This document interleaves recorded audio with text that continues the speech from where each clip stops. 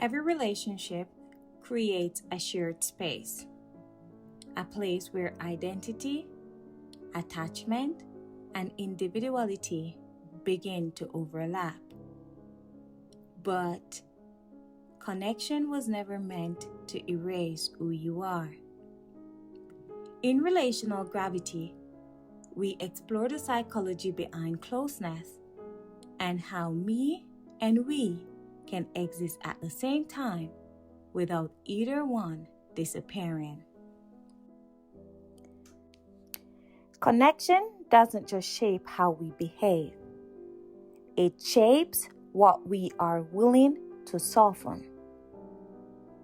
In the last episode, we explored identity drift, the gradual shift that happens when shared identity becomes the default lens for decision making. Tonight, we move deeper into the psychology behind that shift, because identity doesn't fade on its own. It often moves through a quiet cycle, a pattern of small compromises that feel like harmony, until something inside begins to feel less defined. This is the compromise cycle. Most compromises don't feel like a burden. They feel reasonable. You adjust your tone to avoid tension. You let a preference go because it doesn't seem important enough to defend. You choose the shared plan instead of the personal one. In isolation, these moments feel mature, cooperative, even loving, and often they are. But psychologically, each adjustment sends a subtle signal inward. Harmony matters more than expression. The brain remembers what reduces friction. So the next time a difference appears, the adjustment comes faster and easier. The nervous system is designed to seek emotional stability. Agreement lowers stress levels. Predictability reduces uncertainty. Shared rhythms create a sense of safety. So when compromise leads to calm, even briefly, the brain begins to associate self-adjustment with relational success. This is not because anyone demanded it, but because emotional relief feels rewarding. Over time, the mind learns a quiet equation. Less resistance equals more connection, and slowly, identity begins negotiating itself before it's even fully formed.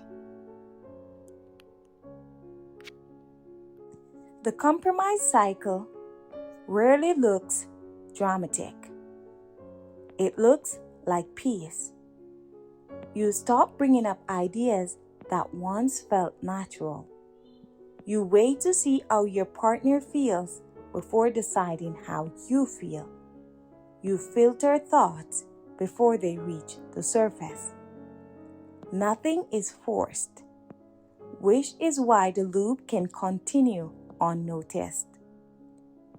Externally, the relationship still appears stable.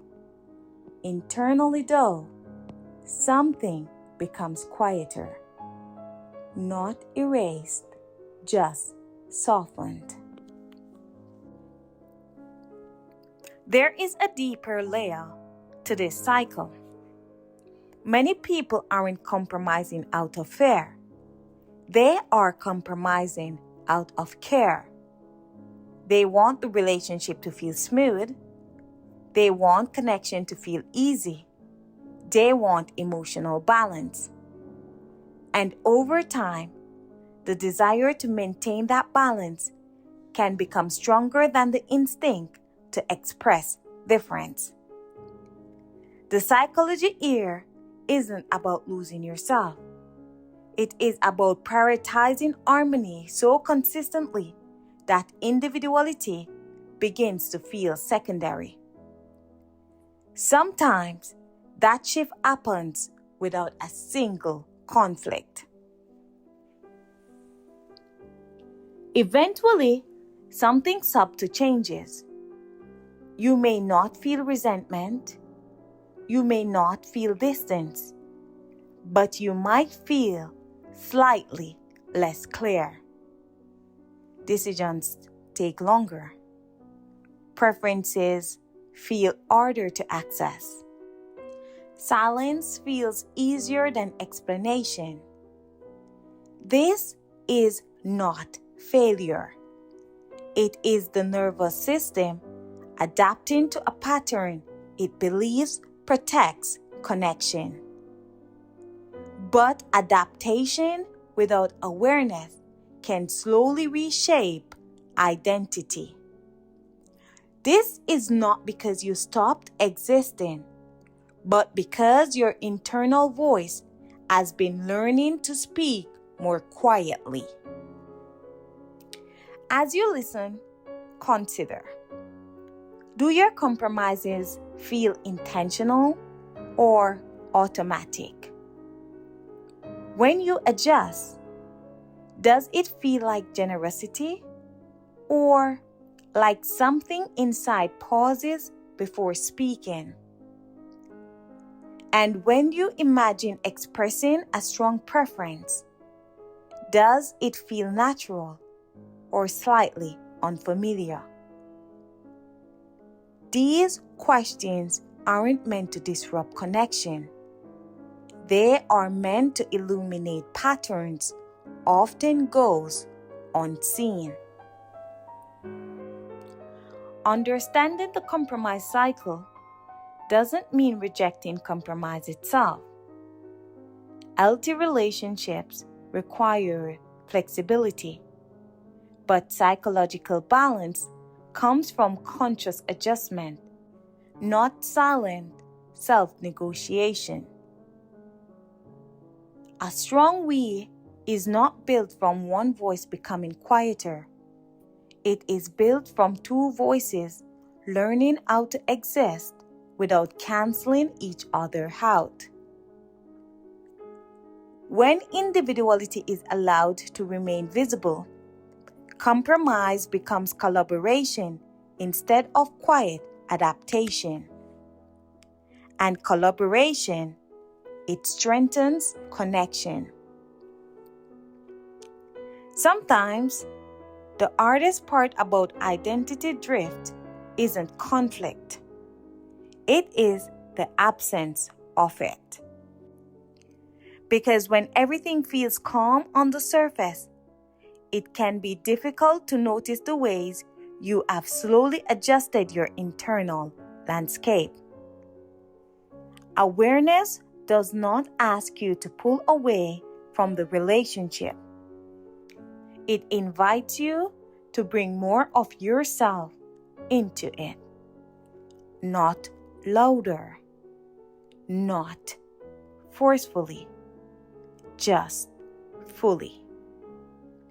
Because me and we were never opposing forces.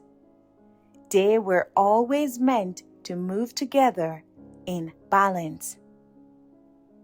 In the next episode, we explore differentiation, the psychological skill that allows individuality and closeness to coexist without tension.